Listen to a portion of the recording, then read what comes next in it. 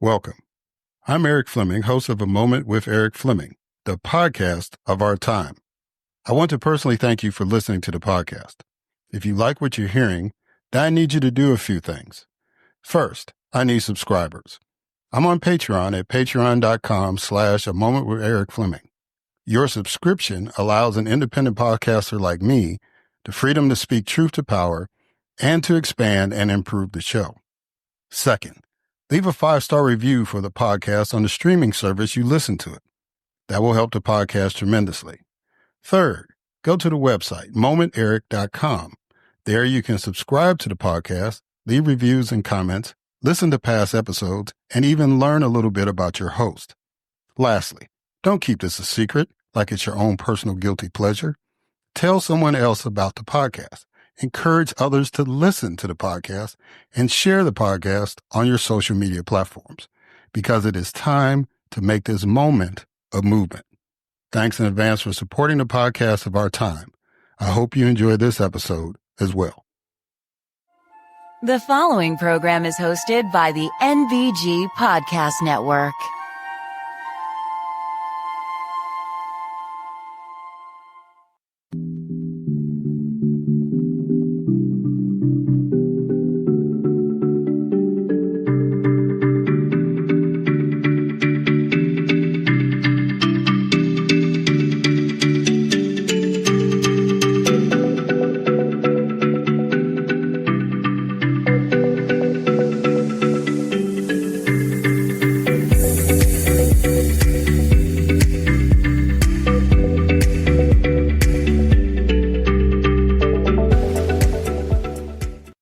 Hello, and welcome to another Moment with Eric Fleming. I am your host, Eric Fleming. Ladies and gentlemen, this is going to be an excellent show, and it's about hope overcoming challenge, right? And the way that is going to go down is that I've got a man who's written a book about something that really, really happened. And even with all the issues that come out in the book, the one thing that stands out is there's hope, even after tragedy. And my next guest, the other guest she is a active person in her community, but she also is the embodiment of hope overcoming a challenge through her life story and what she went through as a child and all the stuff that she's doing now and how that tragedy, has motivated her to do incredible things in her community. So I hope that you will enjoy those guests, as you listen to them tell their stories and go into detail about in his story, in his interview, about the book he wrote and her story, her interview about the life that she's leading. We're still trying to get 20,000 subscribers, y'all. I need help.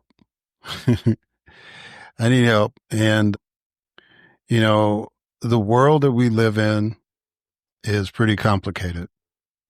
But the simple thing we can do is support folks that we believe in.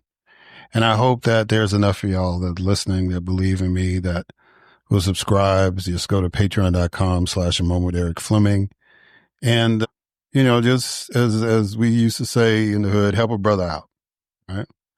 I would greatly appreciate that. Spread the word.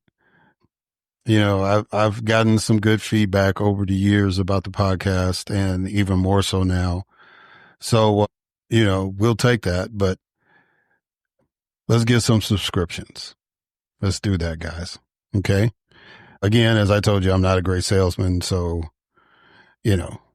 let it come from your heart instead of being wild and mesmerized into it. I'm pretty proud of what I've been able to do with this podcast and all the people that have helped me make this happen. And so, we want to keep this thing going, and especially in a time like this, right? So without any further ado, let's get this show started. And as always, we started off with a moment of news with Grace G.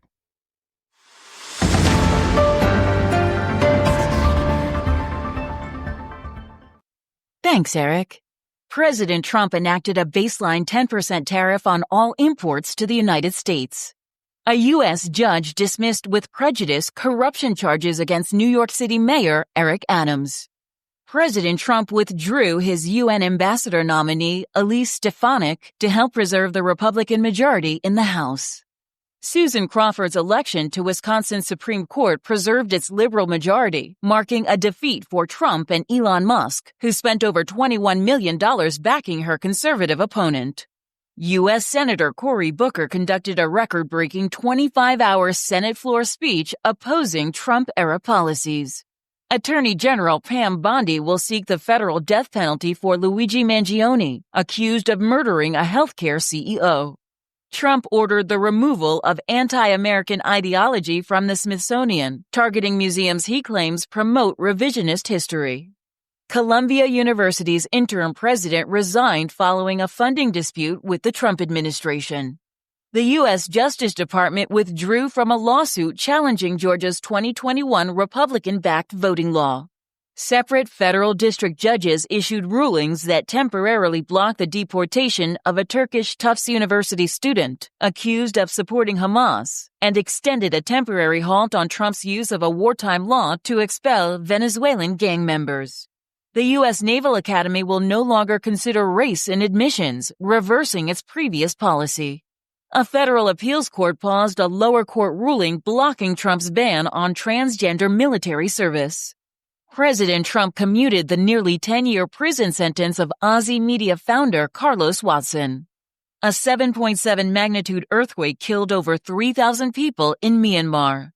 A French court banned far-right leader Marine Le Pen from the 2027 presidential race over embezzlement charges. And measles cases in Texas and New Mexico rose to 444. I am Grace G., and this has been a Moment of News.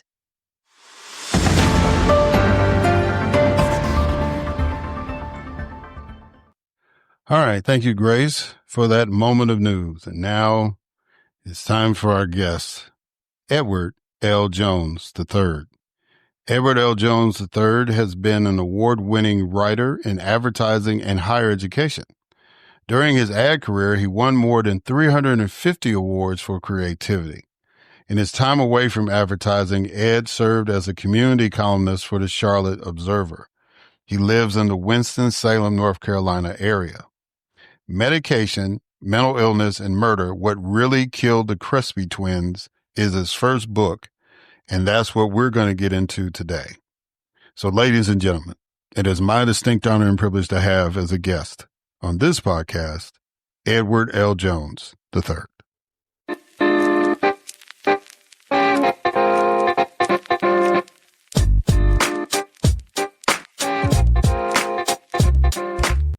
All right.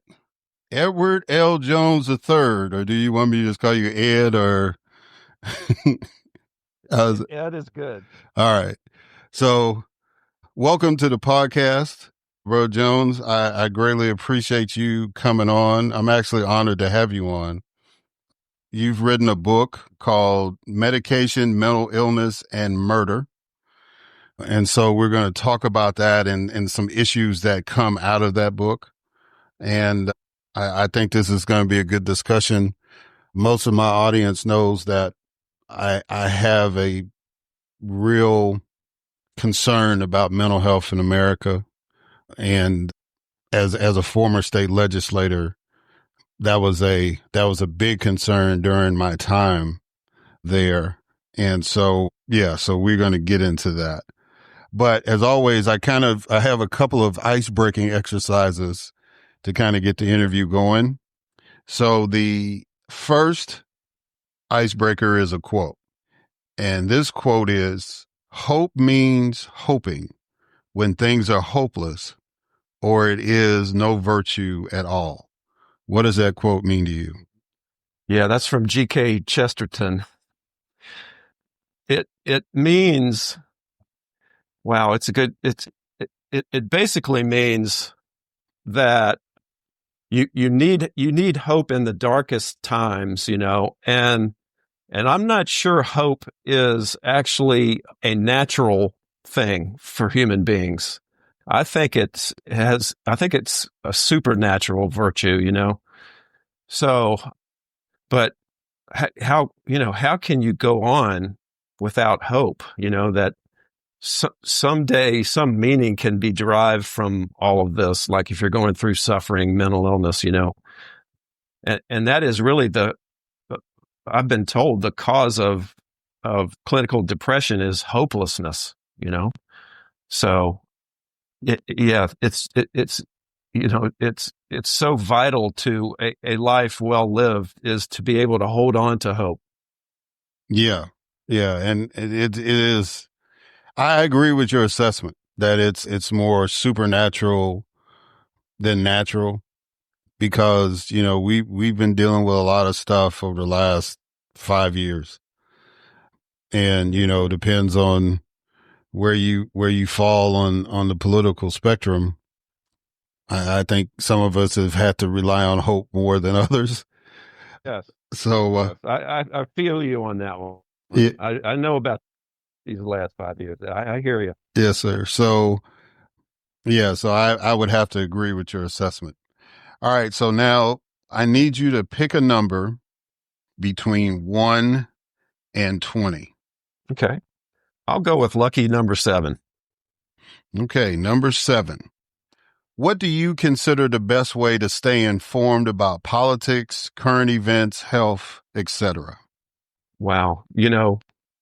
I rely on CNN a lot, and I particularly like a show that's on Saturday mornings called Michael Smerconish, who's kind of in the middle of the spectrum. But I also, I have a lot of links on Facebook to various publications, and so I read a wide array. I try to read from both sides of the spectrum. Wall Street Journal, New York Times. That's the way I kind of get my information. Yeah. Yeah. And, and what the cool thing about that exercise is that it's no wrong answer. I mean, it's where people are. I think, the key thing is trying to get as many perspectives as possible. So that's good. So let's talk about this. Right. That's right. Yeah. So let's talk about this book, Medication, Mental Illness, and Murder. This is a personal book for you.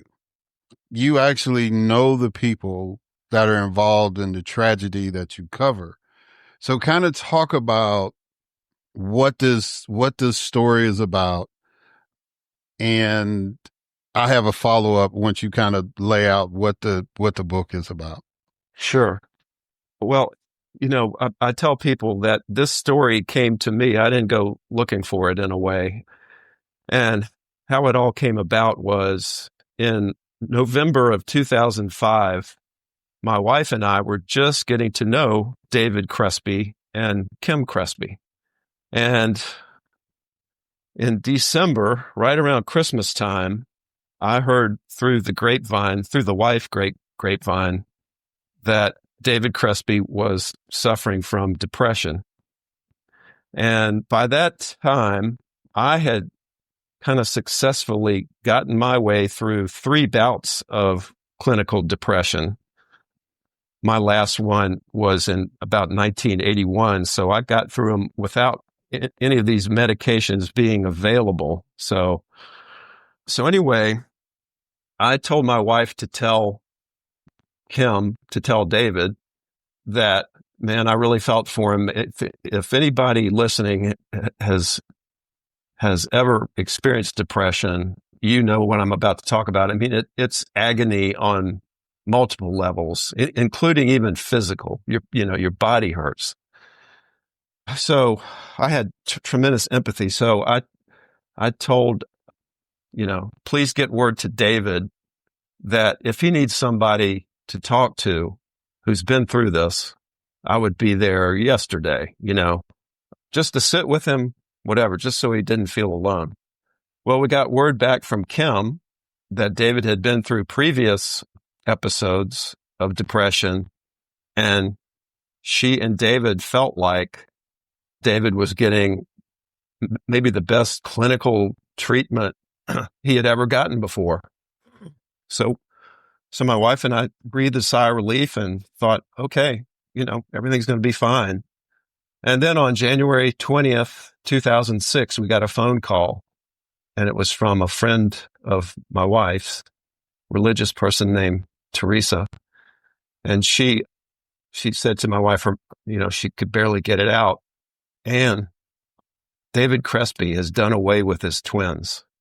And, my wife almost dropped the phone. And my reaction was, oh, my Lord, I almost had a form of survivor guilt in a way. It's like, gosh, if I could just have gotten to him, could something I have said have helped, So anyway, as you can imagine, in the ensuing days, I was very interested in reading the reporting of the Charlotte Observer. And what came out was that David was on a cocktail of various medications, including Ambien, Trazodone, which is an antipsychotic, and Prozac. And he had started the Prozac 7 days before the killings. And this is an interesting point to make, too. After he stabbed his 5-year-old twin daughters to death, here's how it happened. He was at home on leave that day, January 20th, for depression. His 3 older children were at there were 3 various schools, but the twin daughters were at home with him and Kim. And Kim went out to get a haircut at noon. And while she was away, the little girls asked David to play hide and seek.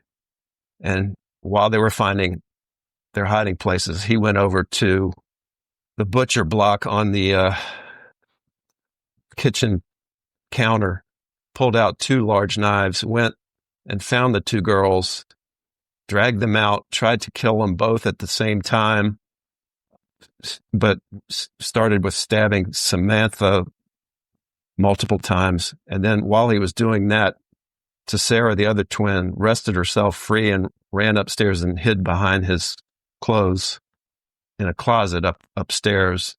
So after he thought that Samantha was dead, he went upstairs and dragged poor Sarah out of the closet onto the master bathroom floor and stabbed her multiple times and then this is an important thing for the listeners to know. He took off his blood-stained clothes, washed up, put on brand new clothes, and called 911. And the first thing he says is, I just killed my 2 daughters. Almost calmly, almost otherworldly kind of tone, You just what? The operator says, I just killed my 2 daughters. And a female 911 operator cuts in and says, sir, are you on any medications? She, think about that. She knew, she suspected something right away. Yes. What kind of medications are you on?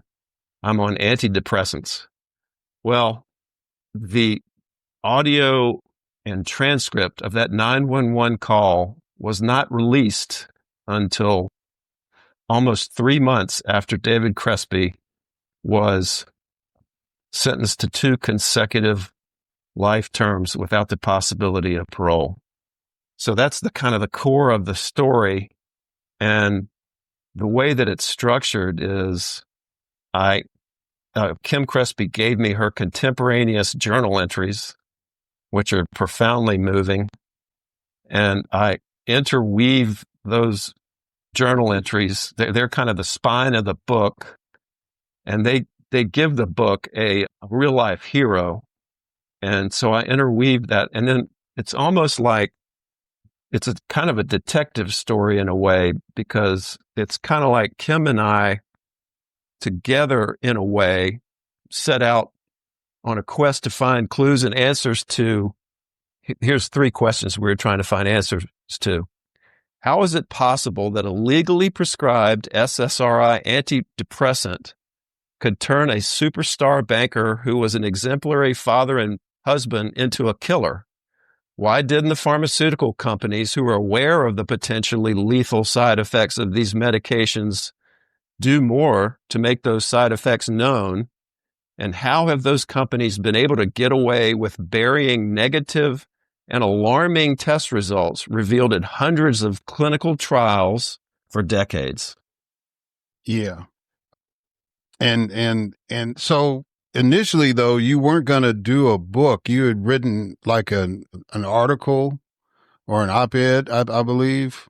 And then Right. somebody said, no, you need to flesh this out a little more. Kind of talk about that. How you got convinced to go ahead and make this a book instead of just a one-time article or op-ed. Thanks for asking. That's a great question.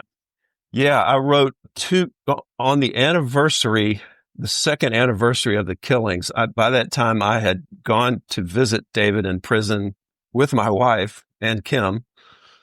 And so I wrote an op-ed on the second anniversary and talked about how David was my best pen pal by that time. And so anyway, and I braced myself when that op-ed came out because I thought I was going to get a lot of negative emails, et cetera, but no such thing happened. But anyway, to get to the point of that, I later posted, I have a bunch of college friends and all kinds of friends on Facebook. I later posted that op-ed, I think on another anniversary, and a college classmate of mine named Terry Hummel, who was the former publisher of Rolling Stone magazine, he's the one who got in contact with me and said, Ed, you've got a book here.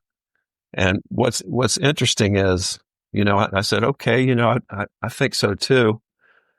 And so he invited me to be in a teleconference with him and one of his favorite writers from his Rolling Stone magazine days. And so, he told me to tell this writer about, the story, how dark it was. And this writer kind of sat there in kind of a stunned silence. And he was kind of said, this story is so grim. I just don't know. I don't know how you can shape it so people can get through it, and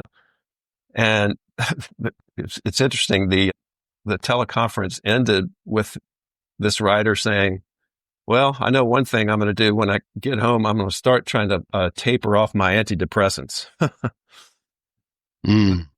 But it took me a while to realize that the key to making it not just readable, but inspiring was, Kim Crespi had given me her 400-page journal.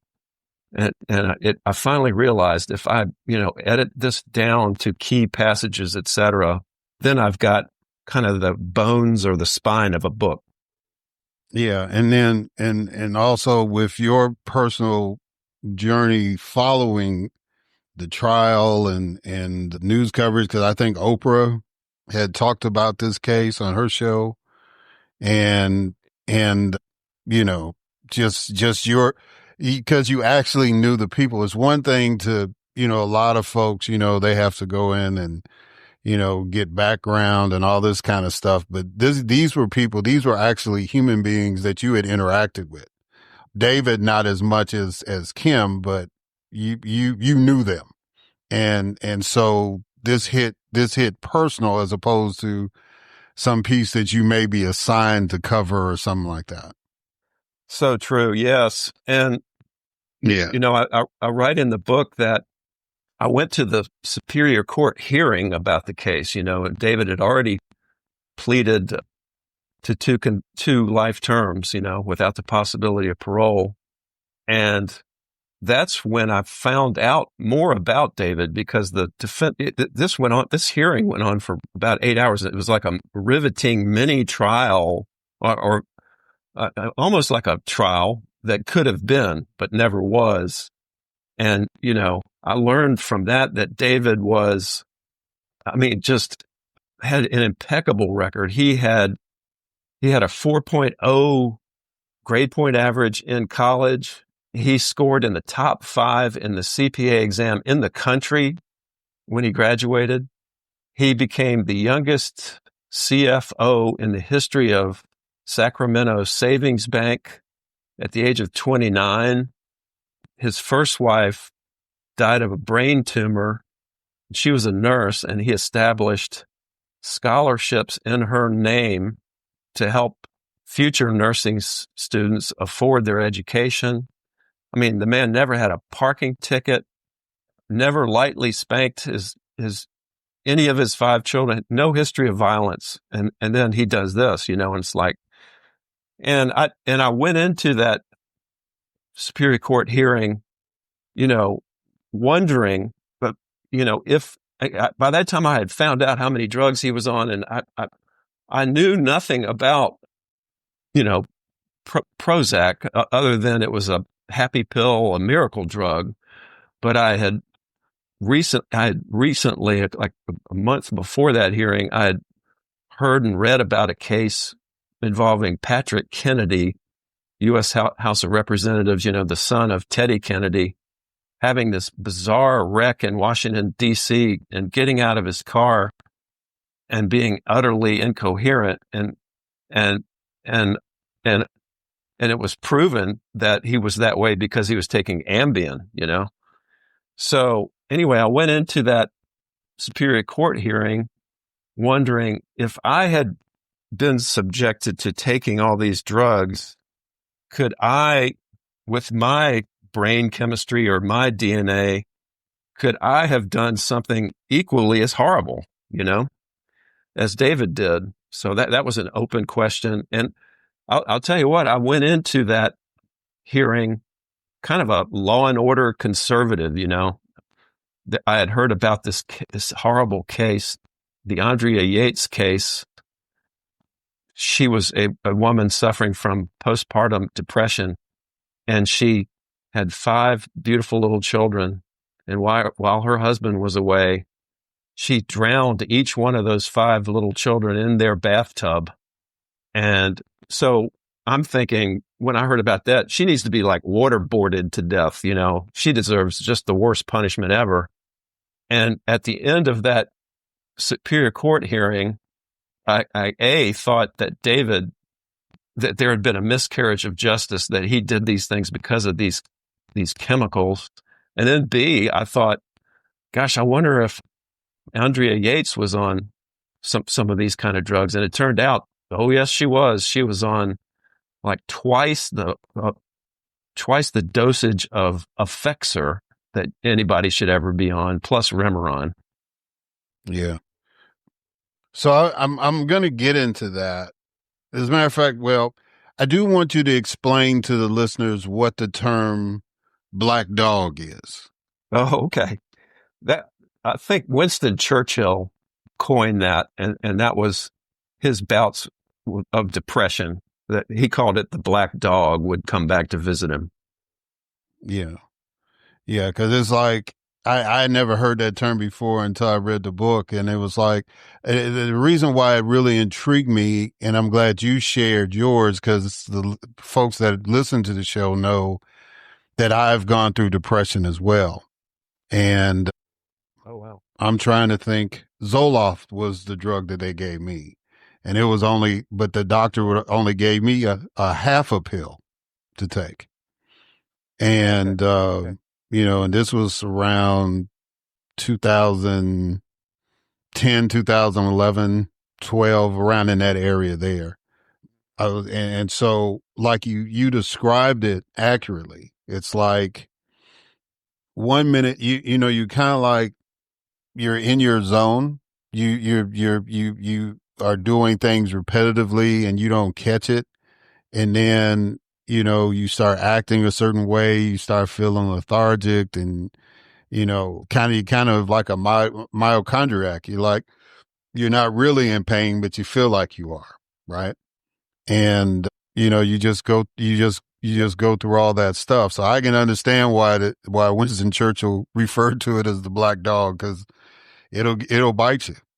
And, and that's something that men in particular, not just black men or white men or whatever, but men in particular, we have a tough time admitting that we went through that. And I'm sure, and in reading the book, David was dealing with part of that denial, because he would he would tell folks, yeah, I'm having suicidal thoughts, but he wouldn't admit that he was having homicidal thoughts.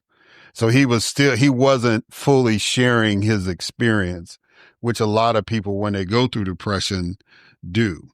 Right, right. So glad you brought up Zoloft, because I've got a couple of stories about Zoloft that I think maybe you and your listeners may want to hear about. Okay, so this isn't in the book. I found this out, and I heard this in a documentary later. So there's an expert in that I quote in the book several times, named Dr. David Healy. He's a forensic psychiatrist and PhD and has written a couple of books. But okay, so this is about Zoloft. And he told this true story about a clinical trial that was suppressed. In 1983, 9 years before the launch of Zoloft in the United States, 21 years before the FDA required Pfizer to put a black box warning on it, Pfizer had done a healthy volunteer trial with Zoloft in the United Kingdom. They recruited 12 women for this trial. Again, these are healthy women. Half of them were to be given Zoloft, the other half were given a placebo. The trial was due to run for 2 weeks, but it was stopped after 1 week because every single woman taking Zoloft had become anxious, apprehensive, agitated. 1 or 2 of these previously healthy women had begun to voice thoughts about harming others. So all of the things that led the FDA to put a black box warning on this drug 21 years later were there in 1983. So they obviously suppressed that information. So, and speaking of Zoloft, I've got a quick story, true story that happened in Australia. On August the 1st, 1999, 74-year-old Australian David Hawkins, a model citizen with no prior history of violence, attacked his 68-year-old wife, strangling her to death. He immediately called Australia's equivalent of 911, and the call was recorded. Now, this is eerily similar to David Crespi. I have killed my wife, he says on the call. I got tablets from the doctor yesterday, and I think they were too strong. I went absolutely wild. I don't know. I've got to go. I'm heading out and I'm going to get rid of myself. Nobody can help me now. I'm shaking here. I can't wait. I can't stop. Well, the tablets, quote unquote, David Hawkins had taken were Zoloft. When he hung up, Hawkins attempted to asphyxiate himself with carbon monoxide from his car. He stopped because he was worried about the effect that the 2 deaths would have on his daughter. Now, here's the difference between the David Crespi case and this case in Australia. Hawkins was charged with murder, like David Crespi. At the trial, the judge accepted a defense of automatism, meaning that Hawkins wasn't responsible for his actions.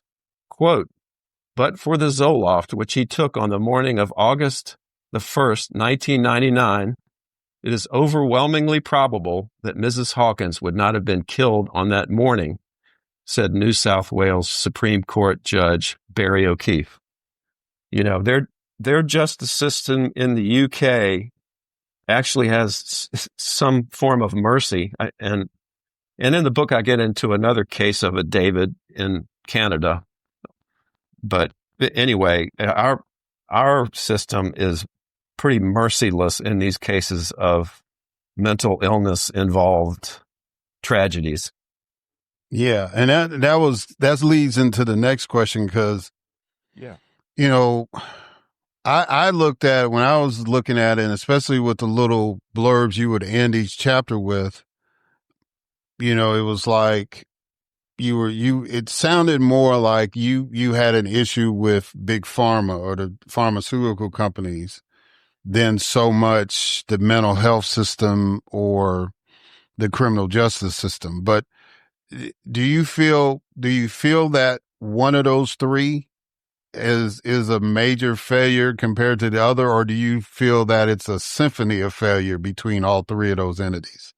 Oh, I tell you, yeah. I think it's a symphony of failure. And yeah, about the mental health care system. So in the David Crespi case, and I'm going to talk about the North Carolina state-run mental health care facilities, et cetera, in the light of this. But so in David Crespi's case, the DA in Charlotte went for the death penalty, and told David and his lawyers that's what they were going to do. And so David was too incoherent, but Kim and David's brother asked the lawyers about, is there some way we could consider an insanity case here, And the answer that came back was, if you were not insane to begin with, you were perfectly sane, and you were put into a North Carolina state-run mental health facility, that would make you insane. That's how bad. And I recently heard a sheriff in Cary, North Carolina. This was on the radio. I just happened to catch it. He and his men had just dealt with some kind of god-awful tragedy brought on by a person with a gun who was mentally ill. And he said, this really struck me. He said, we of course aren't prepared to deal with something like that. And he said, people may not know this, but the largest provider of mental health services in our state is our prisons. I mean, how could it be more damning than that? Now, in our legal system, what I tell people, again, I want to get back to this thing about it being merciless in these cases. As I just kind of established, in the UK, they are somehow able to deal with this with more mercy than we are. And what I say is, we lack the collective intelligence to deal with these kind of cases. And what do I mean by that? F. Scott Fitzgerald's definition of intelligence was essentially the ability to hold two contradictory ideas in one's head simultaneously. And in the case of David Crespi and others, particularly David Crespi, just to focus on right now, we have to be able to hold these two thoughts in our heads simultaneously. A, David brutally killed his beautiful, defenseless twin daughters. B, David Crespi was the first victim. Somehow in the UK, they're able to hold those two thoughts in their minds. And there's a difference over there, as I gather, and that is, the judge, in conjunction with just the two lawyers, can render these merciful verdicts, without the involvement of a jury, So, yeah, but to your question, it was just a symphony of failures here in America. Yeah, and you highlighted the fact that, in the case of Zoloft, that they had done this study in '83, and then later, several years later, they decided to put the warning out there. Yeah. What outside of money?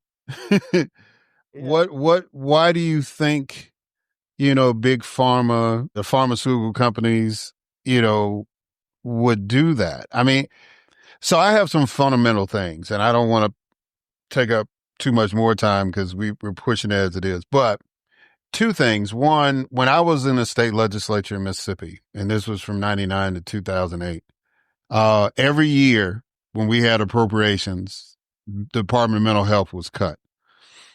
And I had noticed this pattern early on, and I would ask, why would we always cut this? And they say, well, because, it's not as big a priority, or we gotta deal with this. We only dealing with a limited population. I mean, all sorts of crazy excuses. Mm-hmm. And I told one of the leaders on the committee, appropriations committee, I said, we're going to pay for that. We're going to pay for that, because if we're not in a position to deal with our citizens in that way, it's going to lead to a whole host of other problems that we're going to have to address legislatively, like crime, homelessness, all this kind of stuff, addiction, all that. And, and you highlight in the pandemic brought all that out, right? And, and then now we're dealing with a situation now where some of us don't have faith that the leaders in Washington are going to hold people to the people's feet to the fire, not only to put more money or put more emphasis on mental health, but to keep the pharmaceutical companies in line. Because, in our lifetime, it was illegal for pharmaceutical companies to advertise on television. That's right. And it was legal for tobacco and alcohol, and then they flipped it. They banned tobacco, they banned alcohol, and as far as not alcohol per se, but it was like they used to put like the little skull and bones in the ice cubes, little subtle things like that when it came to alcohol ads. But they flipped it on tobacco. They've they don't do the tobacco commercials anymore, but now they do the pharmaceutical commercials. And if it wasn't for pharmaceutical companies, I don't know if we have 3 or 4 networks, right? As far as financially stable. So I think that that exacerbates the problem with the pharmaceutical companies. So let's close out like this, because we can go on forever. I can tell by the way that you're talking, we can do this for a long time. Yeah. What do you want people? Because one of the cool things that you do is like every chapter starts off with a quote, like the one we started off with, dealing with hope. So what do you want people, when they read this book and they read this tragic story and they navigate through all the emotions that you present and Kim presents and even David as best as he can, and all the stuff you kind of expose, what do you want people to take away from this book when they read that final chapter and close it? That's a great question. And I hope they'll take away 4 key messages. Number 1, when patients and their families are armed with accurate information about medications, lives can be saved. Number 2, better, more evidence-based options for treating depression are now available instead of neurotoxic pills. 3, this is very important. You as a patient have a legal right to informed consent. That is, your doctor is supposed to be, or psychiatrist, supposed to be legally obligated to sit with you and explain to you the pros and cons of these kind of medications. Okay, so you could get these benefits, you could get these side effects. And, and there's some severe side effects some people can get. So you have a legal right to informed consent. And then finally, never give up hope. Never give up hope. We talked about Winston Churchill earlier. I think I used this quote in the book. When you are going through hell, keep going. Yeah. Yeah, you definitely use that. And so final question before I get to helping you plug this book. Yeah. How are the Cresbys doing as far as, because this happened, it's almost been 20 years now. So how are they holding up? That's right. Well, thanks for asking. Kim is such an amazing person.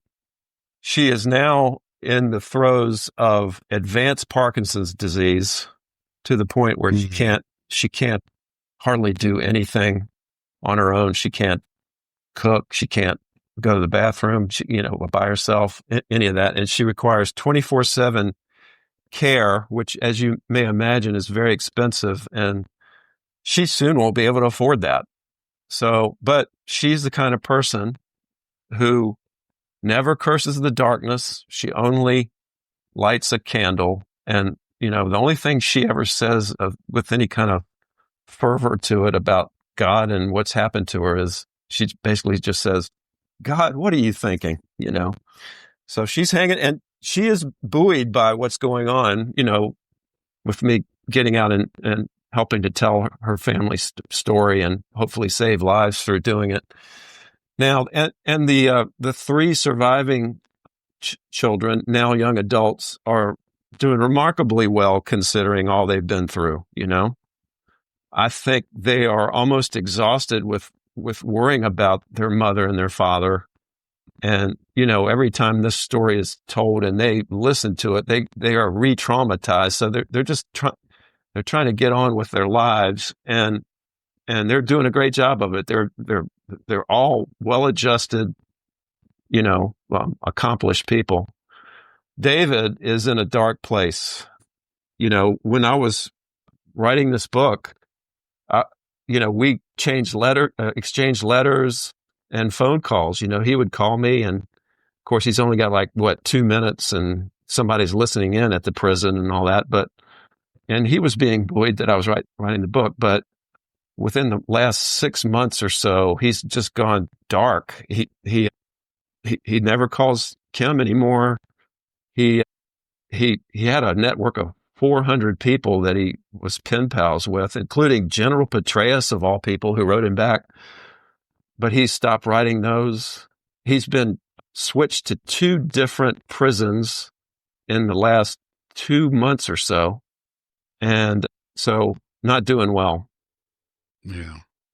Yeah. Well, it's a tough story, and, everybody involved with that, they're going to have their test of faith and test of hope to get, to continue on regardless.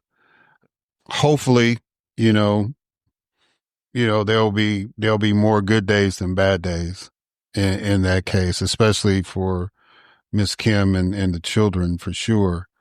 And even David.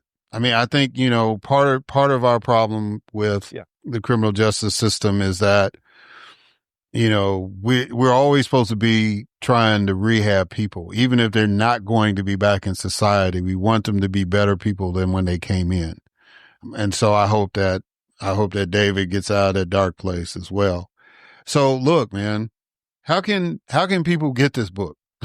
How can people get this book? How can people get in touch with you? Because like I said, I feel like I have to apologize because the time that we spent is clearly not enough to get into the nuances of everything. So how can people really get into it and get this book? Thanks for asking. Yes, please go to my website, edwardleejones.com, and there you will find a tab that says buy the book. And when you click on that tab, there are about 4 different links you can click on according to your preference. There's the Amazon link to the book. There's the Barnes & Noble link. And then there's the link to my publisher, Rowman and Littlefield. So all of those are a good way to order the book according to your preference. And in another, as far as getting in contact with me, I think the tab is called Contact. So you click on that, and there's a little form you could fill out and, give me your email address, et cetera, so I can respond to you. And you'll find an excerpt from the book on there, or a bio about me, some early reviews. So that's the best way. And thanks for asking about that. No problem, sir.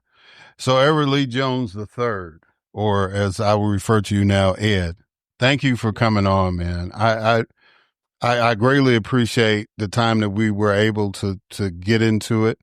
I really hope that this book is successful, not just from a financial standpoint or a literary standpoint, but, to get information out there, to put a story out there, and people can, start looking at these issues, anything that can really address mental health in this nation and really put our focus on it. I'm all for it. So I thank you for writing the book. And again, I thank you for coming on the podcast. Thanks so much for having me on. It was just an honor to talk with you about the book and all the important issues you raised. Thank you. Thank you. All right, guys, and we're going to catch y'all on the other side.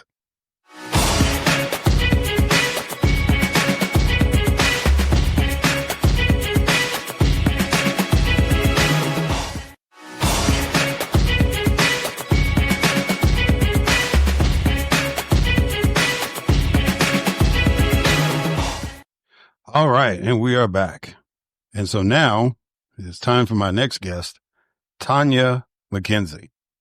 Tonya McKenzie, founder of Sand and Shores, is an international speaker, moderator, author, and civil servant. Tonya is also a Los Angeles County Commissioner of Alcohol and Other Drugs. She is a master storyteller at the intersection of communications and leadership. Tonya consults organizations and businesses to help them tell their story, elevate their brand awareness, and build a strong reputation. Tonya is a PR and reputation specialist.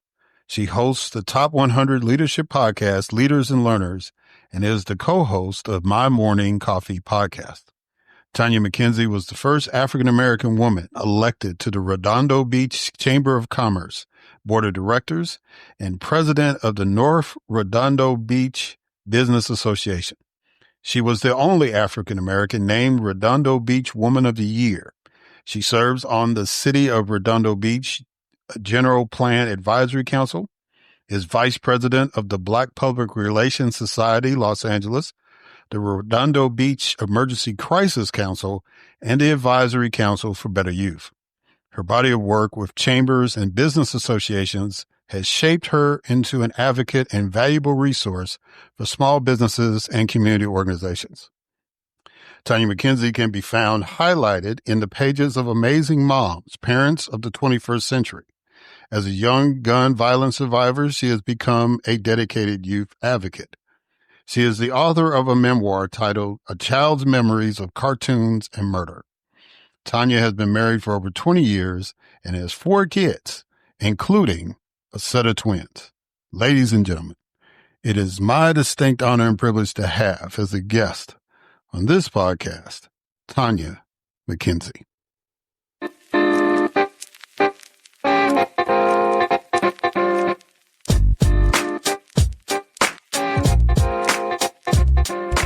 All right. Tonya McKenzie, Commissioner. How you doing, sister? You doing good? I'm blessed and highly favored and happy to be here with you. I'm doing great. Well, I'm really honored. I've been trying to get you on for a while, and I'm finally glad that our schedules align where we can make this happen. And you're a very fascinating sister. You've got your hands in a lot of things. And so I wanted people to have a chance to hear your story a little bit and what you're doing out there in Redondo Beach, California. You must be kind of lonely out there. I wouldn't say lonely. The whole 3% of the Black population that does live here, we do tend to commune around each other, but lonely, no. But always welcoming a little more melanin. You know, I'm always recruiting.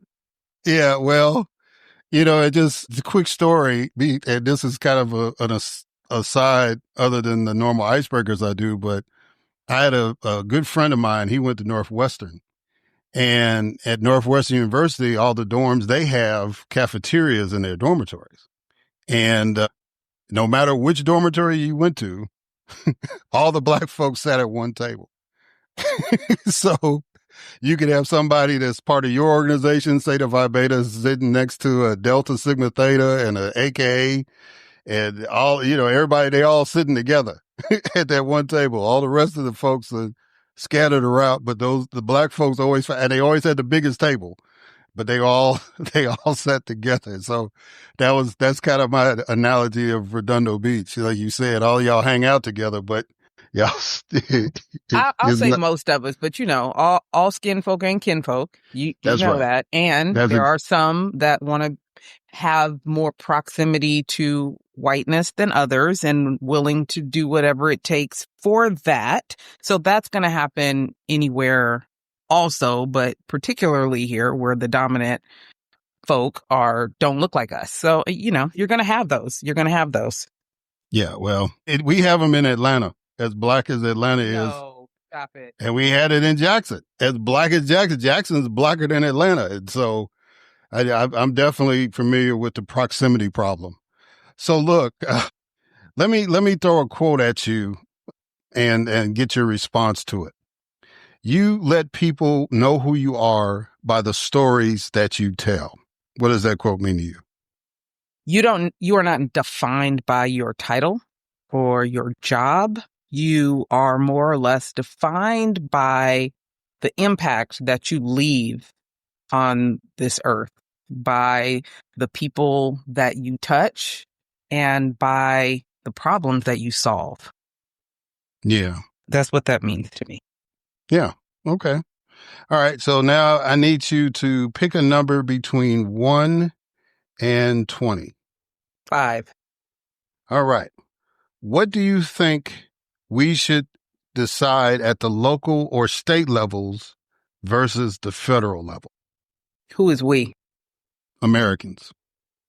I think at the local level, things like education, taxes, infrastructure, housing, those are things that definitely should be at the local level. And I would even go as far as to say the organization of the civic organizations in your community. So you will have a place where, let's say, they need a sheriff's department and other places need a local police department based on, whatever the demographic is of that city. But those are the things I definitely feel like need to be at a local level because they show the personality of that community. And every community is different. So there should be ways that the local residents can impact what's happening in that city. But then we look at a federal structure.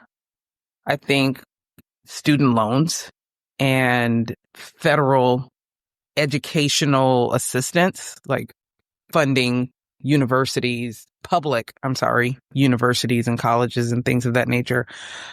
Regulations in regards to things like civil rights, right? That should be a federal thing. That should not be a local thing because you would have somewhere like a Redondo Beach or a Torrance where locally Torrance is still a sundown town. So you need something federally that, governs that. You need big picture for the federal agencies, and you need more micro managing on the local level. Does that make sense? Oh, it makes total sense to me. I don't think it makes sense to the current administration, but it makes total sense to me. That's why things are in such a kerfluffle, because he wants to regulate even the most minute elements of a community. So that's also where I get excited about having a Gavin Newsom that says, you know what, I don't really think you know what you're doing. So I'm gonna go ahead and do what I need to do over here, and you keep tearing up stuff over there, and I'm just gonna go ahead and take care of the 5th largest economy in the country. I'm gonna go ahead and do that over here. In the world, sorry. In the world. That's what I was going to say. In the world, not just the United States. Yeah, in the world. Absolutely. Like, you're not going to play with your tariffs over here. And the funny thing is, and, I'm not sure when this is going to be published, but when I woke up this morning and saw the video of Gavin saying, we're already starting to work with other countries to make sure that at least they know California is willing to work with them so that our communities here don't suffer as much as everyone else. That's one of those moments where you think, you know what? It is expensive to live in California, but you know what? I think I might be willing to go ahead and pay a little something to have someone looking out for us, as opposed to South Carolina. I could be wrong. Well, I mean, it's just, all I'm thinking about is, at one time in this country, we were under Articles of Confederation. Mm-hmm. And each state had to make their own deals, trade deals and all that kind of stuff. And, and make their own decisions about anything else, even their own militia, and whether their militia was going to join in a united effort or not. And that was pretty manageable with 13. I think it's insane at 50, but, And you're forcing governors like Newsom to make those kind of decisions and even play with those ideas. And, I tell people all the time, Texas and California were their own countries at one point. So it's not unusual. It wouldn't be crazy if they decided, hey, we had enough of this and they break off again. If the trend continues, but I don't think Americans have the stomach for that. I think Americans are being entertained right now. And as the money starts dwindling out of their pocketbook, the entertainment value will go away. And, the person may not be worse than what we got, but he or she's going to be definitely better, because they're not going to go to the extreme again. But it's hard to get worse than what we already have. That's the other thing is there's also a level of envy that people have. I hate to say this, for a California or even a Texas, because, you get to see how people function when they have someone looking out for their best interest and their economy is good. And no matter how bad you talk about California, people still want to come here. They do. And all of the hysteria about people are leaving California en masse. Please, where? Because the 405 and the 101 stay busy. We wish people would leave en masse. So, a few people here or there, it's an even exchange. There are people leaving, there are people coming. We have transplants all the time, which is fine.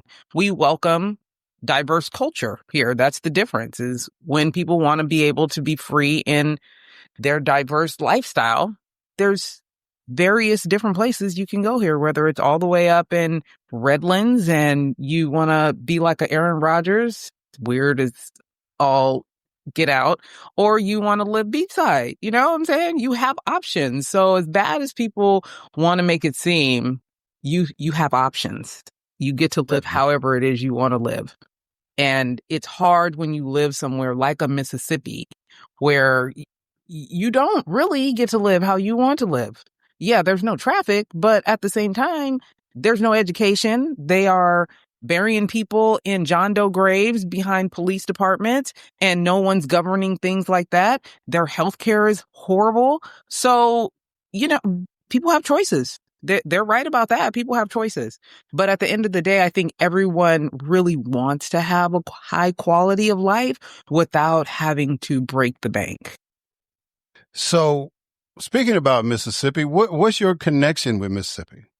Well, my grandfather's family is from Mississippi. They were a part of the Great Migration. So 17 brothers and sisters, all same mama, same daddy, came to California.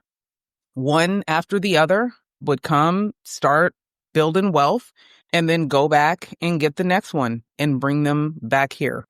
So I'm born and raised in San Jose, California, but a lot of my aunts and uncles wound up coming into Stockton, in East Palo Alto, in those places. But every 2 years, we would go back to Mississippi and have our family reunions there.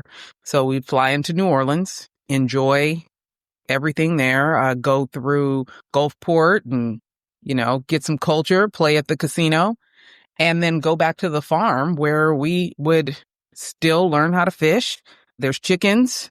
There's farming to be done. So we experience that lifestyle while also living in California, bringing sugarcane back to California for those that couldn't come to the reunion to experience.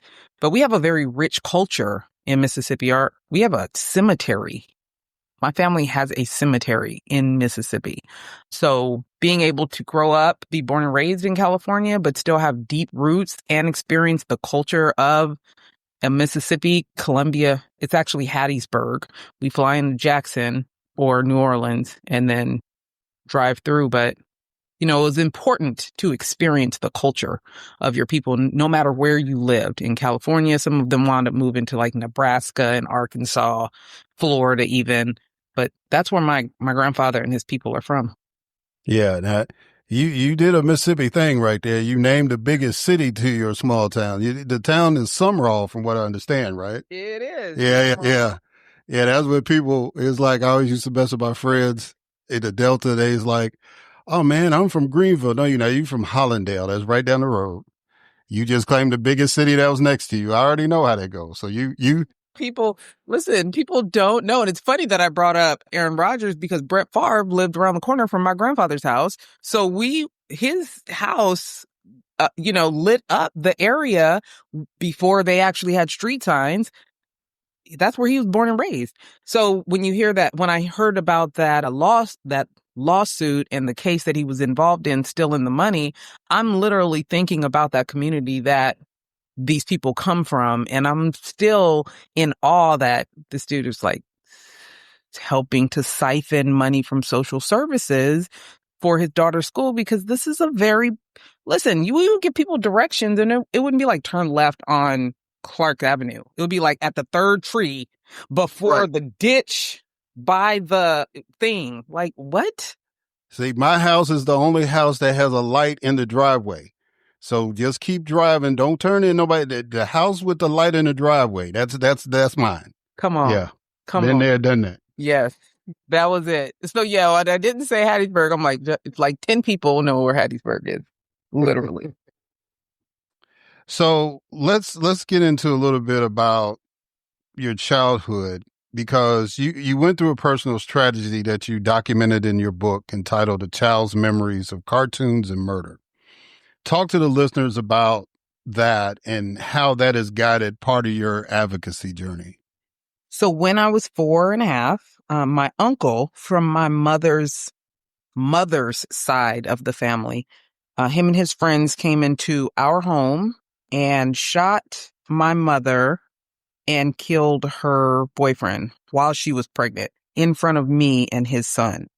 Apparently, there had been some street activity going on that obviously I was not privy to at that age. But as I continued to learn about the story and how I even got into a position to witness my mother being shot and her boyfriend being murdered, it became very clear that my mother was very clear about my uncle, who she'd been in street stuff. She, let me be very transparent. There are some women that just like that life, and she was in the life. And when I started doing my research about the book and the incident, a few things I found out is that he had multiple convictions for pimping and pandering, guns, and drugs all through California. So why he was even out, I still don't know. Also, her boyfriend had a previous conviction for murder. She was pregnant when she got shot. So my brother was born, obviously, with some mental issues, because when women are traumatized during pregnancy, something is likely going to be wrong with her child. All of these things I'm learning in my 20s while I'm researching this book.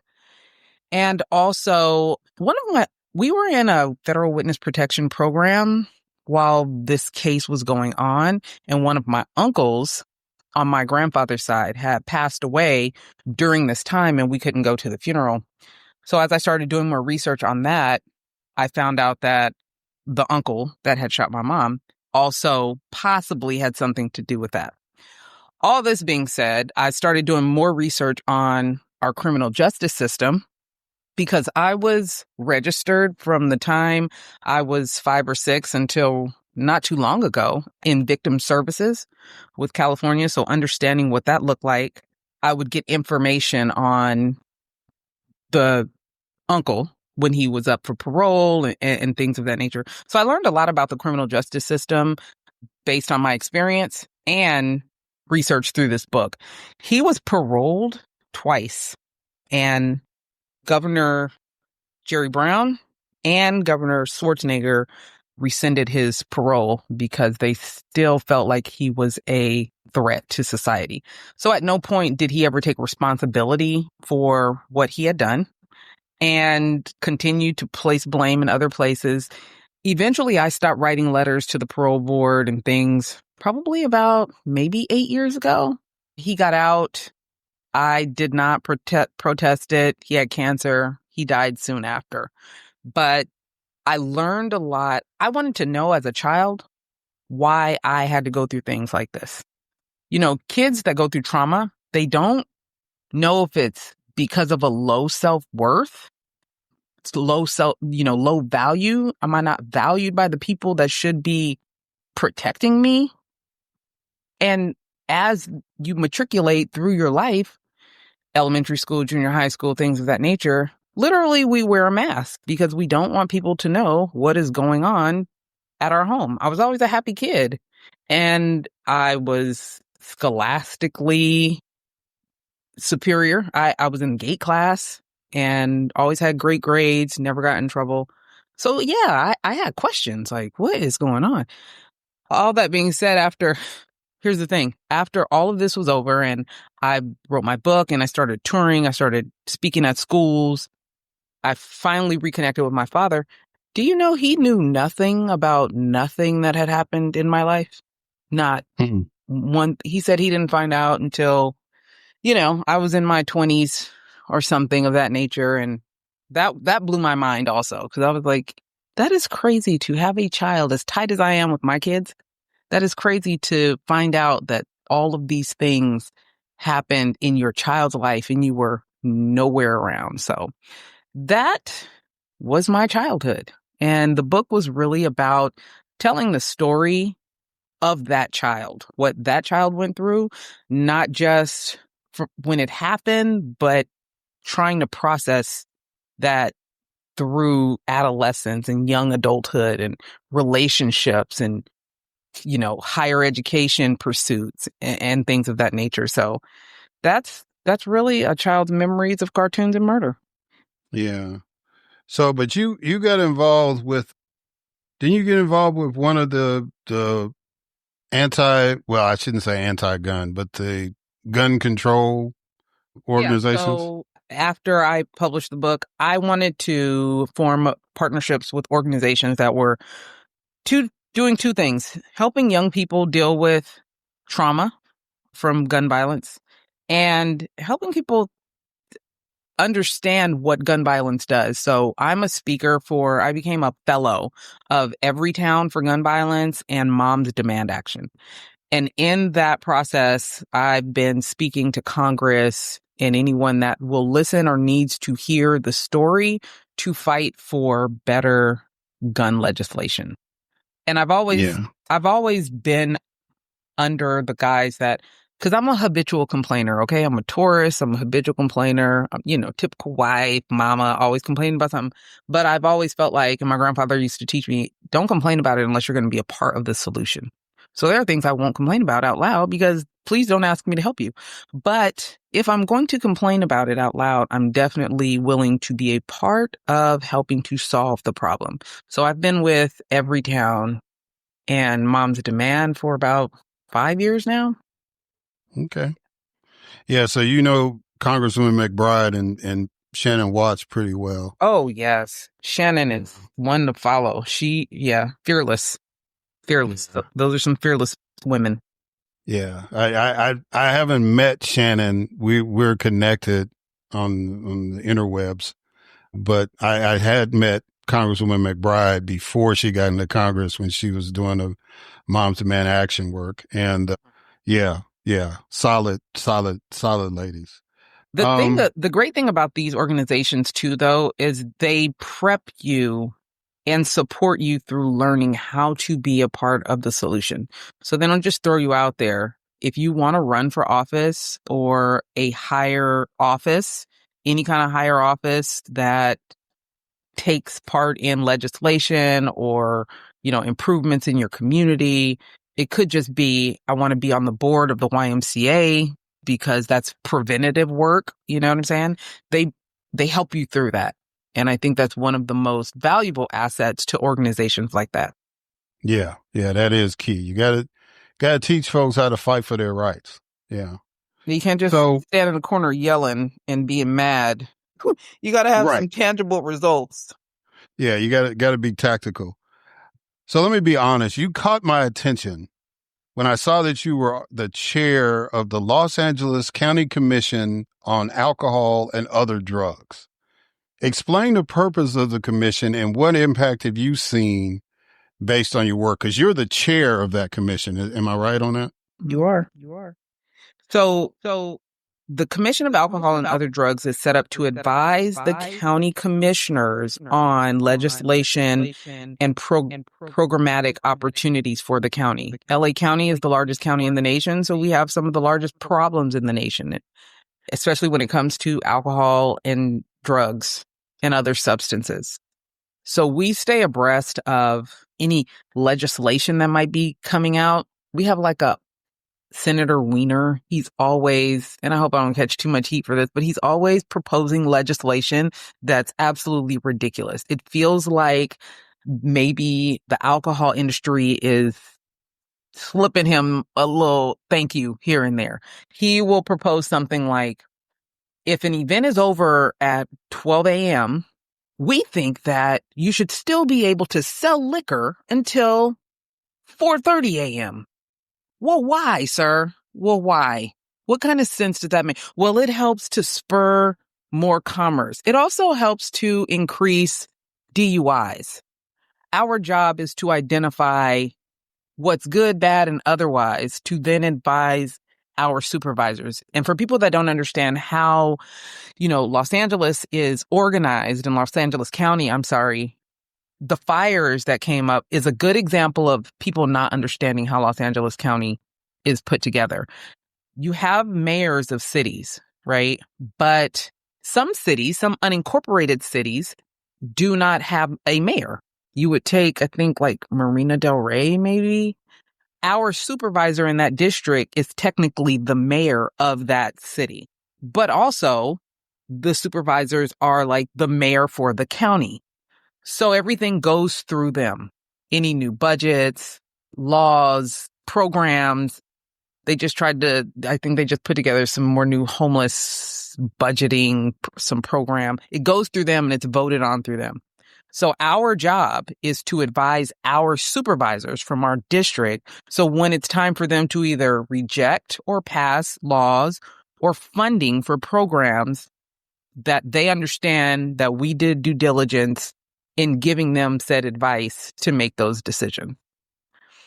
I am the chair currently, and the last chair, and many of us commissioners that are currently on this board have decided that we need to focus a lot of more of our attention on our young people.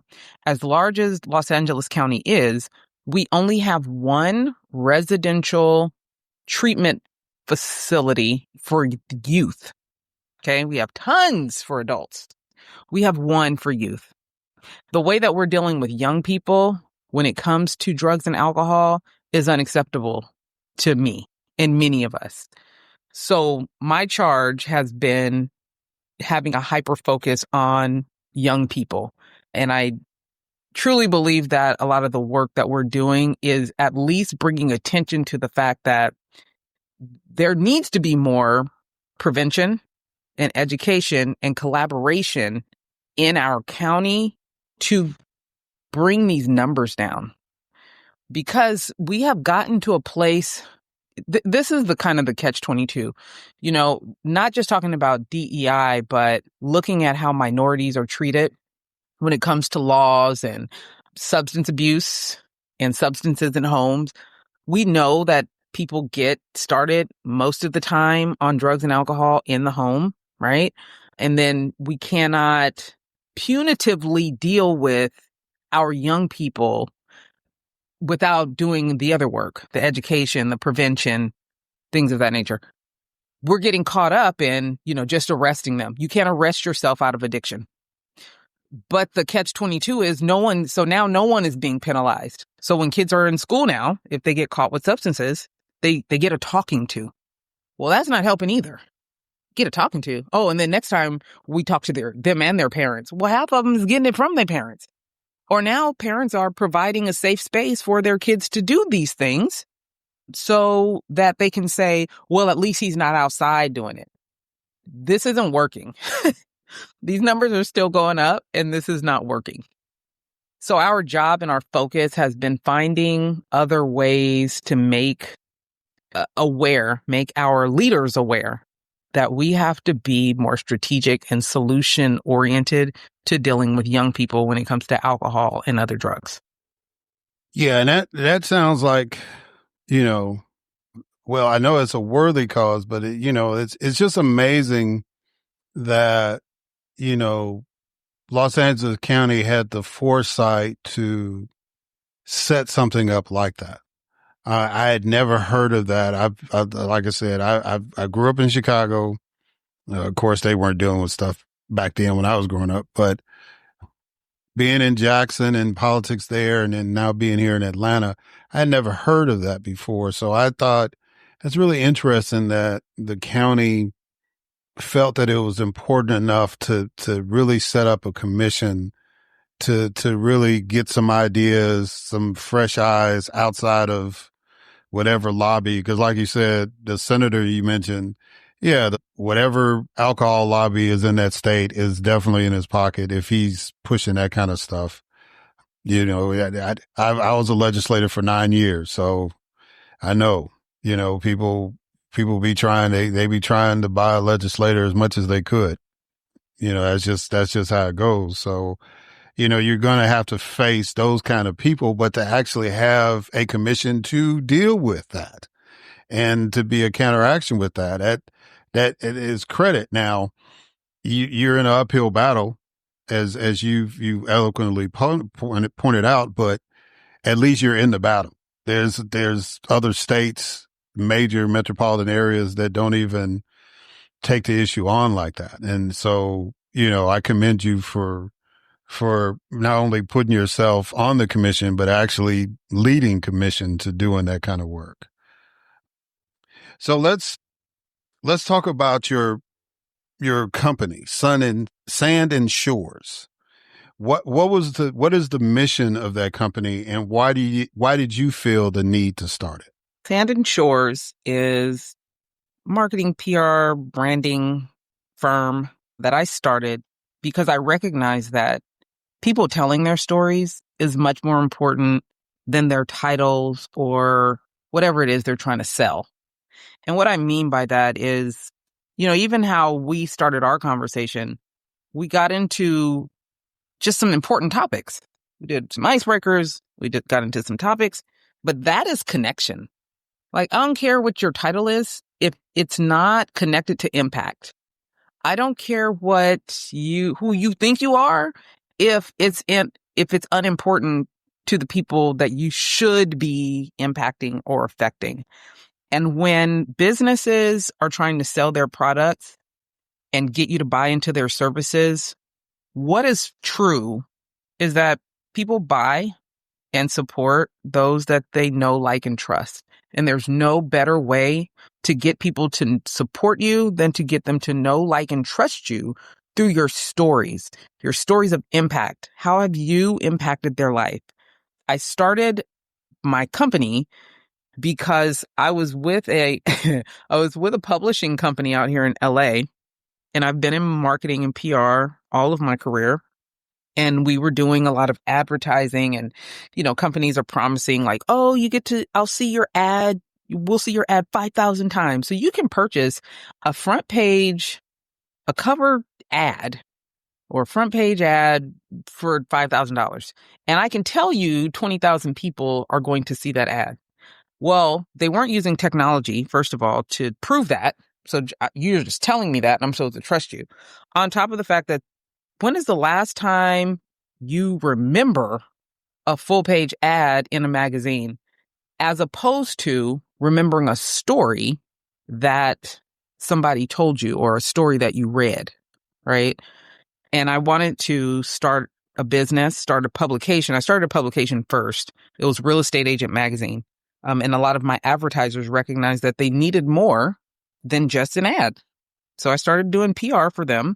And then I got so addicted to the impact that the stories were making that I just turned it into a full PR firm, meaning we help you tell your story, whether that's on social media, in publications, on TV, in person, so public speaking. How do you get people to connect to you? How do you get people to know, like, and trust you? And I started my company after my husband started his company, which is Red Beach Advisors, once we moved back to Southern California, because I'm from the Bay Area, born and raised. He started Red Beach Advisors, so he basically helps tech firms do the same thing I do with Sand and Shores. He helps them connect to their target market and grow their business. I do the same thing just through stories. And that's Sand and Shores. We are stationed out here in Redondo Beach, California, but we're global. I've done business in Poland and Africa and various different places because storytelling, it spans across industries. There's no end to how your story can impact others. Right. And one of the things I had noticed is that you like to focus as clientele. You mentioned about real estate, but also nonprofits. You want to help nonprofits be able to tell their story better. Just kind of what is it about a nonprofit that makes them a good client? It's nonprofit and civic organizations. One is helping them recognize that the public is their client, right? So whether it's the YMCA or the Chamber of Commerce or the police department, your client, your customer is that community that you serve. And many of them don't recognize that. Working with the police departments, helping them understand that you can't just tell people to trust you because of your title or your shield. You have to show them that you are trustworthy. You have to help them get to know you, whether it's a YMCA, a Boys and Girls Club. What kind of impact are you doing? Who are you? Getting people to know who the CEO is, the executive director, the stories of the people that they have helped in the past, that lets people know that your investment in that organization is impactful, whether that's a donation or your time, because they grow through volunteerism, right? Many of these organizations grow through volunteerism and people lending their time. Well, why would I give my time to you? Well, when I'm able to show you the impact that you giving your time or your donation has, it makes it much more pervasive. You feel like not only do you want to do it, you might actually go get somebody else to do it with you. You don't always have to tell people about it because other people tell other people about it. I teach people, when it comes to PR, for the most part, marketing is you telling people how amazing you are. PR is other people telling other people how amazing you are. And when you can impact a community so much that they are telling other people, hey, yeah, go ahead and volunteer over here. Oh, you have some young people and they're looking for some community service time to put on their high school transcripts, college transcripts. I got this great organization over here that you might want to do this. Oh, the police department is doing a fundraiser. Great. I think we can, go sell some tickets and we can all go, because time is something we don't get back. It's priceless. So how are you spending it? What are you investing it in? Being able to elevate your organization by giving it credibility and showing impact is important. And they don't always understand that. You go into business and you're like, oh, I do a thing and I just want you to join us doing this thing. No, show impact. Talk about the people you're impacting. Recently, I worked with, I have a Dream Foundation, and it was crazy because one of the young ladies who had recently passed away in my county district, which I knew about her story, it was a shooting right off the freeway. I wound up talking to her mom. We just, connected on social media or something. And the organization that I was doing PR for, the young lady was an alumni from that organization. And it was just a full circle moment once I started working with them, which I used to volunteer for them. So I also volunteered. Then they became a client. Just so happens, this tragedy that happened, one of the girls was an alumni. It was just a very full circle moment that we're able to talk about, elevate, raise money off of, and then continue to use her story as other ways to get more volunteers and impact more lives. So it just becomes, something that it's legacy building. I'll leave it there. It's legacy building. Yeah. And that's very important. Even the little minutia things. I remember, I was working with ACLU, and in Mississippi, that's always a battle. But I was able to get an amendment. They wanted to pass this Blue Lives Matter bill. where they, if anything, make anything against a police officer was a hate crime. So I was able to get an amendment in the bill. I had got one of the senators to introduce the amendment to make sure that it didn't violate, this law would not abridge any First Amendment rights, right? And it got passed. So, we were kind of doing our assessments, and the executive director came in my office and she started fussing. She said, "Eric, what did you do this session?" I said, "Well, we were getting our butts kicked." She said, No, you did something in this session. What did you do?" I said, "Well, we did get an amendment on that Blue Lives Matter bill." She said, why didn't you tell me about that?" It was going to be in my report, for the end of the year. You know what I'm saying? So he said, "No, we could tell the story about that. We give people hope." And I was like, "Yes, ma'am." And so, like you said, it's all part of the legacy. Even if you don't think you're making impact, the little things do matter. So that's why I wanted you to tell the story about Sand and Shores, because it's so important for organizations that are doing the work to be uplifted. That's really part of my motivation for doing this podcast, other than, me getting upset with what's going on in politics, but to really uplift people that are doing the work. So let's tie that in with my next question, in that you have been very active with the Black Podcasters Association. You've conducted some workshops and so on. Why do you believe in the power of podcasting? I think it's one of the most authentic things that we have accessible to us that we can control and show our expertise, right? We don't have to, there's no one way to do it. It's very much customized to who you are and what you represent.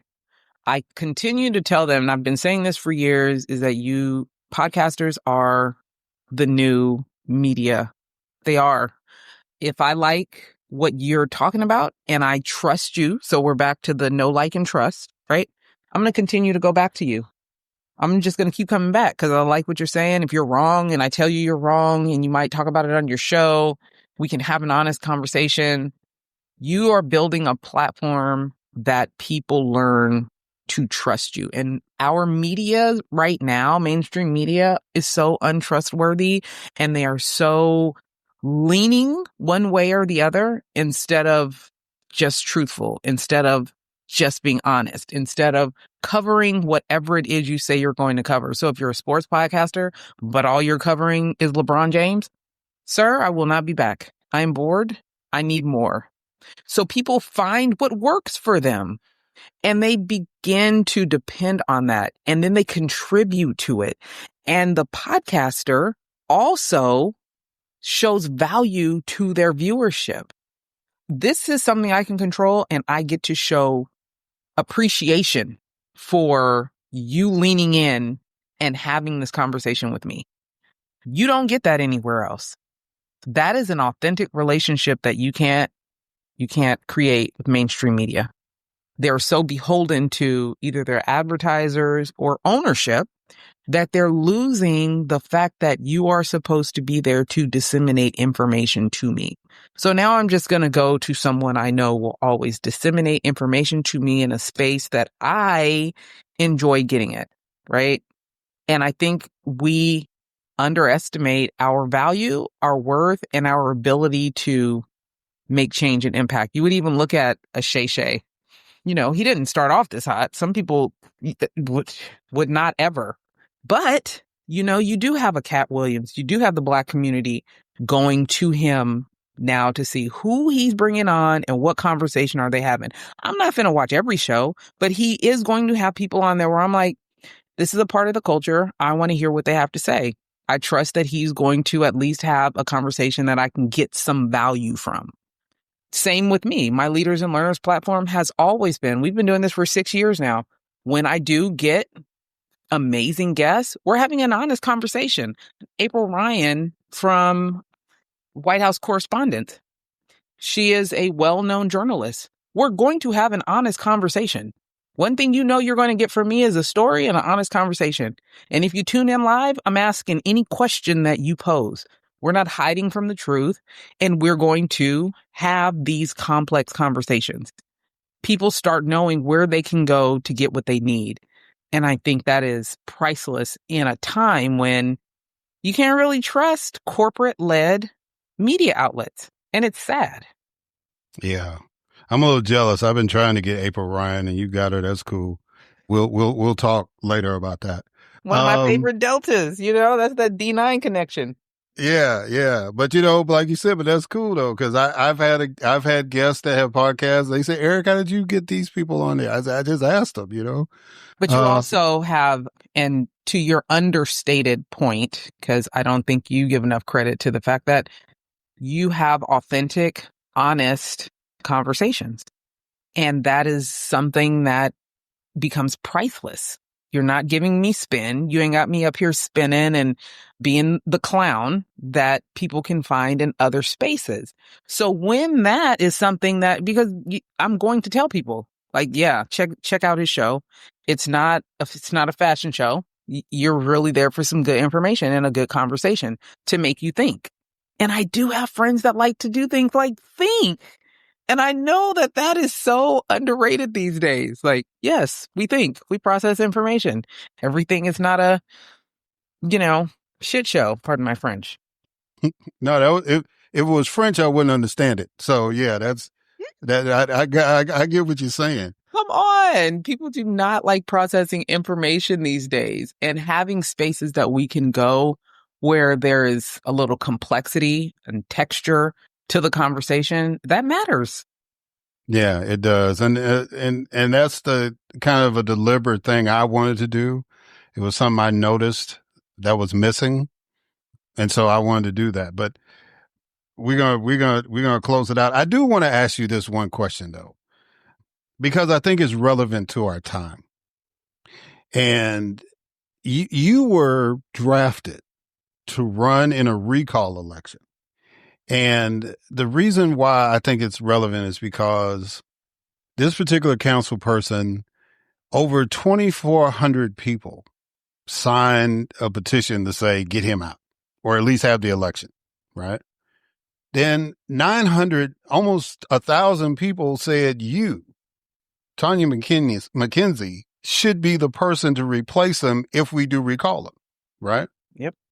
So then I look at the results of the recall, and less people voted for the actual recall than voted for you to be the person to replace him. And so the question out of all that is, and what the other statistic was, if all of the people who signed the petition voted, he would have been recalled. So the question out of all those stats, and I don't know if it's a good memory, bad memory for you. I'm sorry if it's a bad one, but what can we do to get people to stay engaged and fully participate in the process? Wow. So one of the things I think that kept people from voting, which is something that many people are good at, like our current administration, is you congest the process and the information so much with bluster and BS that it discourages people from getting involved. So it produces a lot of apathy. Like, I don't even care no more. Like, this is too much. This is too much. And people really don't want to participate in the too much. After a while, it's like, my head is hurting. This is dumb. And I don't want to do this anymore. So I think looking back on that situation and many others is we have to not engage in the BS. And that's hard because you're playing the, he's doubling down on me. So now I got to come back and answer all these things. I listened to some people too and responded to a lot of things I probably should not have, because it congests, it makes noise, and noise deters people.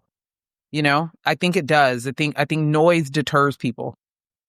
So when things are going on like our current administration, which becomes a clown show and a big circus, it deters people from participating because they don't know which way is up. It's gotten messy and they're just like, forget it. The simpler we keep things, the easier it is for people that actually care about the issue to then decide what they want to do. And what is that thing they teach us as kids? Like, if you see two fools arguing, sometimes you don't know which one is the fool. Right.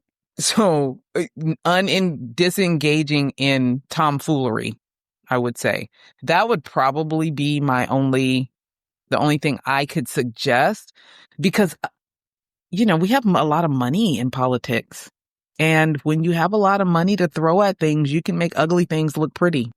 So, that's a hard one. And yes, I wouldn't say it was traumatic. I wound up being the first Black person on a Redondo Beach ballot. That's never happened before. Okay. I love being first. It wasn't a win, but it was a first. So yeah, I guess in that sector, it was a win. But this guy had so much money. It's insane.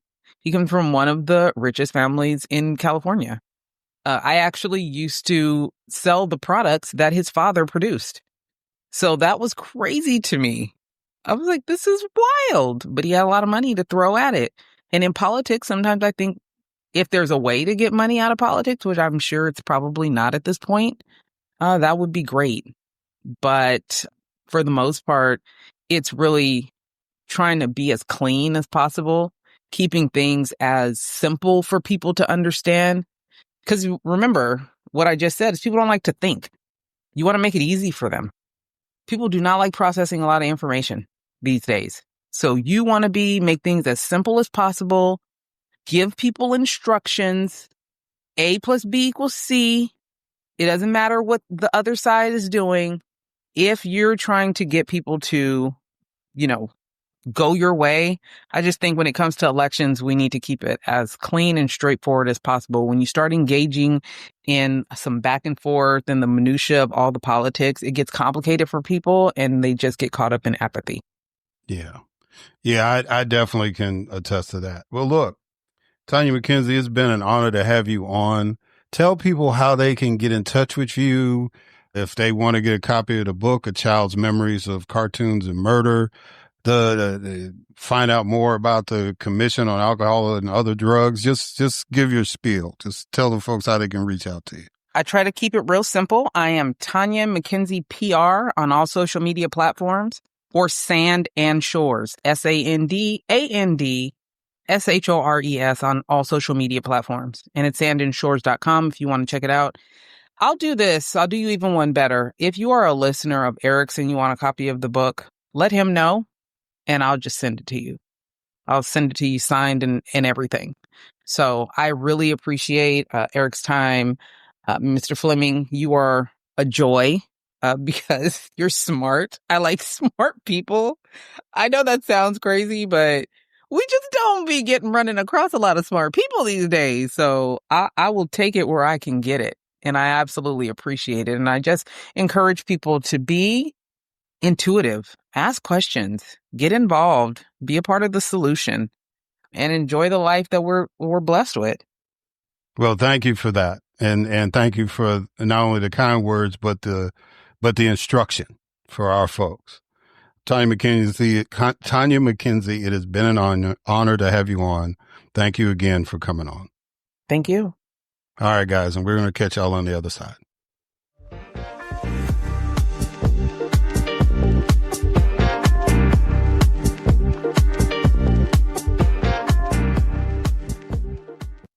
All right, and we are back. So I want to thank Edward L. Jones III and Tonya McKenzie for coming on the podcast. Please, please, please get Edward's book, Medication, Mental Illness, and Murder: What Really Killed the Crespi Twins. You can get that anywhere you can buy books. And it's a deep dive into, as you've heard in the interview, about where we are in this country about mental health, where we are about criminal justice, and where we are about even Big Pharma, the pharmaceutical companies. And you can see how those challenges all tie in, and especially now with this current administration, and we don't know. I don't think they even know, but we don't know what direction they're going to go. So get this book, and it's going to be very, very helpful in providing some information. And maybe if you're going through something, like depression, it'll give you some questions to ask your psychiatrist or your doctor, and how to manage that if you have to take medication to do that. I think that's vitally important. And then, of course, Commissioner McKenzie, Tonya McKenzie, as I stated, I've been trying to get this sister on. We finally got it going, and it was worth the wait. She's an incredible sister. And, it's when you're outnumbered like she is in Redondo Beach, you have to have hope, and you have to use that hope as a weapon to navigate and do good. And she is the epitome of that. She is not overwhelmed. She is not intimidated. She's doing what needs to be done. And she's got a great support system, not just in her house, but in the community. And so, she is an example of why this podcast exists, to highlight people like her that are doing the work. So just glad that we were able to be on. So I'm not going to keep y'all long, because those were some pretty intense interviews. And I thank y'all for supporting the podcast with the style that I do, because I really want to get the most out of the guests. Even though I tell guests, you have an open invitation to come, you may not get a chance to hear from these people ever again, or at least not on my show. And you may not get the length of time to really hear what they're really thinking, right? Because some people have hard cutoffs, and, if they're on mainstream media, if they get 10 minutes, then they're the star of the show, right?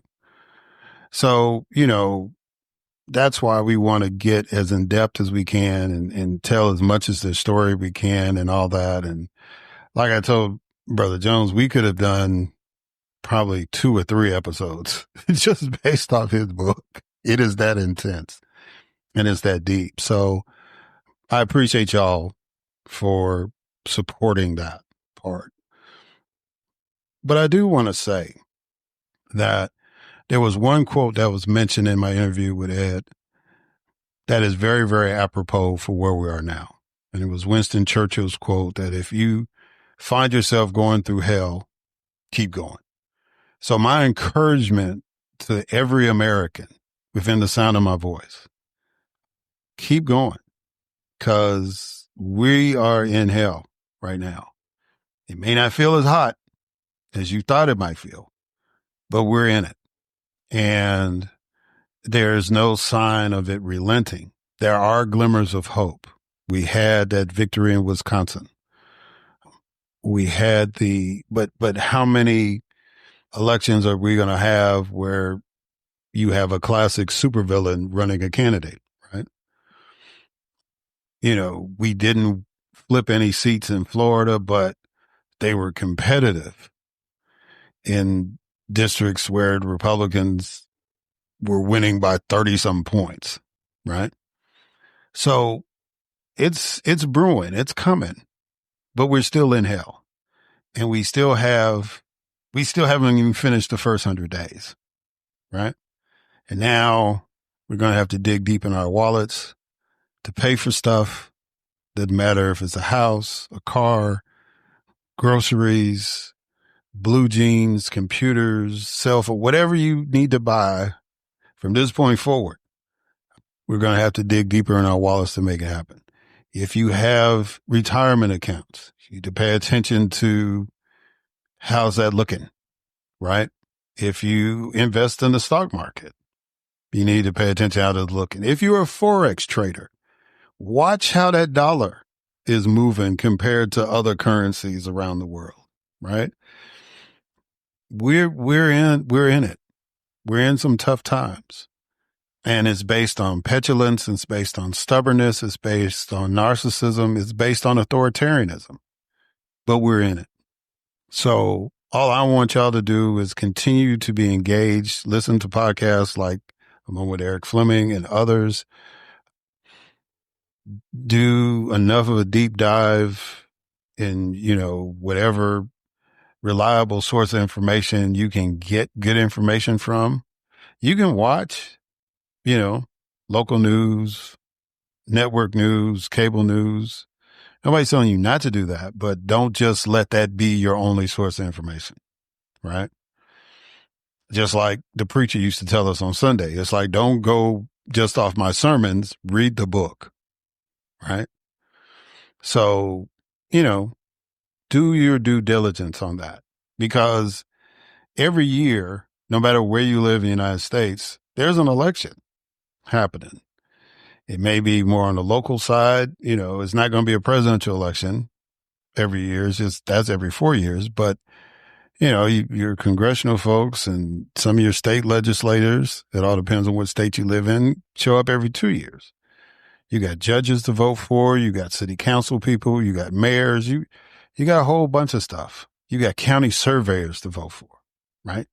So pay attention to that stuff. You don't have to be encyclopedic. You don't have to be a nerd or a junkie. Just get enough information so you can make an informed decision. Because we can't vote to be entertained anymore. We got to vote to be sustained, right? We got to vote so we can thrive and we can live in an America that not only we can be proud of, but we can be comfortable in, right? That's the message. As Churchill said, if you find yourself in hell, keep going. So just let's keep going. Let's keep moving. We're in a moment.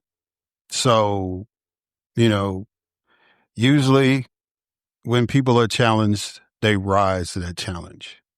And a lot of the motivation for them rising to the challenge is the hope that's on the other side. So I want y'all to heed the message that we can overcome these challenges. And I want you to use hope as a weapon to overcome those challenges. It's not easy every day. Lord knows I have my moments, but I know there's light at the other end of the tunnel. I know that, even in the darkest of night, you can still see stars, right? What did the psalmist say? That, weeping may endure for a night, but joy comes in the morning. That's not just to be applied at funeral services. That's supposed to be applied in our everyday life. If we're given a chance to live another day, make the most of it. And that's what I try to do, my guests, and I hope all of you all listening. That's what we have to do to get through this moment in our history in the United States. People around the world are making their judgments, and they have the right to do that. But we in America have a different goal or obligation. We have a right to make a difference. And if not now, when, right? So as Reverend Jackson would say, keep hope alive, keep it forefront in your journey, keep it in your vision. And most importantly, just keep pressing forward, keep going. Thank y'all for listening. Until next time.